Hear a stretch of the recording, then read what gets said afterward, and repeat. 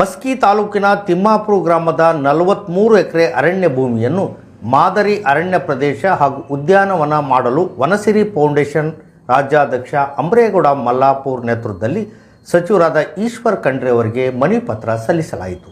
ಅರಣ್ಯ ಜೀವಿಶಾಸ್ತ್ರ ಮತ್ತು ಪರಿಸರ ಖಾತೆ ಸಚಿವ ಈಶ್ವರ್ ಬಿ ಖಂಡ್ರೆ ಅವರು ರಾಯಚೂರಿನ ಕೃಷಿ ವಿಶ್ವವಿದ್ಯಾಲಯಕ್ಕೆ ಪರಾಮರ್ಶನಾ ಸಭೆಗೆ ಆಗಮಿಸಿದ ವೇಳೆ ಮಸ್ಕಿ ತಾಲೂಕಿನ ತಿಮ್ಮಾಪುರ ಗ್ರಾಮದಲ್ಲಿ ಸರ್ವೆ ನಂಬರ್ 73/1 ಇದರಲ್ಲಿ ಒಟ್ಟು ಅರಣ್ಯ ಭೂಮಿ 43 ಎಕರೆ ಇದ್ದು ಇದನ್ನು ಜಿಲ್ಲಾ ವನಸಿರಿ ಫೌಂಡೇಶನ್ ಹಾಗೂ ಅರಣ್ಯ ಇಲಾಖೆ ಸಹಯೋಗದಲ್ಲಿ ಮಾದರಿ ಅರಣ್ಯ ಪ್ರದೇಶವನ್ನಾಗಿ ಮತ್ತು ಮೂಲ ಜೀವಿಗಳ ತಾಣವನ್ನಾಗಿ ಮಾದರಿ ಉದ್ಯಾನವನವನ್ನಾಗಿ ನಿರ್ಮಿಸುವ ಜೊತೆಗೆ ಅಳಿವಿನಂಚಿನಲ್ಲಿರುವ ಪಕ್ಷಿ ಪ್ರಾಣಿಗಳು ಸೇರಿದಂತೆ ಇನ್ನಿತರೆ ಜಲಚರ ಜೀವ ಜಲಧಾರೆಗಳಿಗೆ ಆಹಾರ ಮತ್ತು ಪುನರ್ವಸತಿ ಕೇಂದ್ರವಾಗಿಸಲು ಅರಣ್ಯ ಇಲಾಖೆ ಹಾಗೂ ವನಸಿರಿ ಫೌಂಡೇಶನ್ ಸಹಯೋಗದಲ್ಲಿ ನಿರ್ವಹಿಸಲು ಅನುಮತಿ ನೀಡಬೇಕು ಎಂದು ಮನವಿ ಮಾಡಿದರು.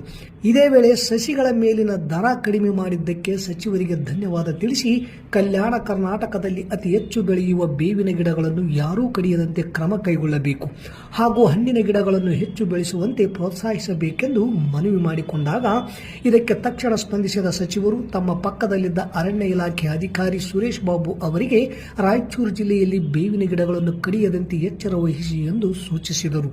ಈ ಸಂದರ್ಭದಲ್ಲಿ ಸಿಂಧನೂರು ಶಾಸಕರಾದ ಹಂಪನಗೌಡ ಬಾದಲ್ಲಿ, ರಾಯಚೂರು ಗ್ರಾಮೀಣ ಶಾಸಕರಾದ ಬಸನಗೌಡ ದದ್ದಲ್, ಅರಣ್ಯ ಇಲಾಖೆ ಅಧಿಕಾರಿ ಸುರೇಶ್ ಬಾಬು, ಕಲಬುರಗಿ ಸಿಸಿಎಫ್, ವನಸಿರಿ ಫೌಂಡೇಶನ್ ದೇವದುರ್ಗ ತಾಲೂಕು ಅಧ್ಯಕ್ಷ ಪ್ರಕಾಶ್ ಪಾಟೀಲ್ ಶಾವಂತಗೇರಿ, ಸದಸ್ಯರಾದ ಶಂಕರಗೌಡ ಹೆಲೆಕೂಡ್ಲಿಗಿ, ಡಾಕ್ಟರ್ ನವೀನ್, ಎಸ್ಎನ್ ವೀರೇಶ್, ಸುನೀಲ್ ತಡಕಲ್ ಸೇರಿದಂತೆ ಅನೇಕರಿದ್ದರು.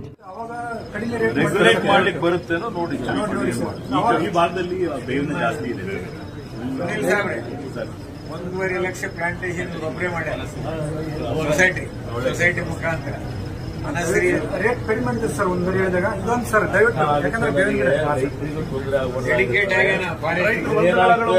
ಕೆಲವೊಂದು ಕೆಳ ಹಂತದಲ್ಲಿ ಕಟಿಂಗ್ ಪರ್ಮಿಷನ್ ಕೊಡಲ್ಲ, ಟ್ರಾನ್ಸಿಟ್ ಪರ್ಮಿಷನ್ ಕೊಡಲ್ಲ, ಇವೆಲ್ಲ ಪ್ರಾಬ್ಲಮ್ಸ್ ಇದೆ.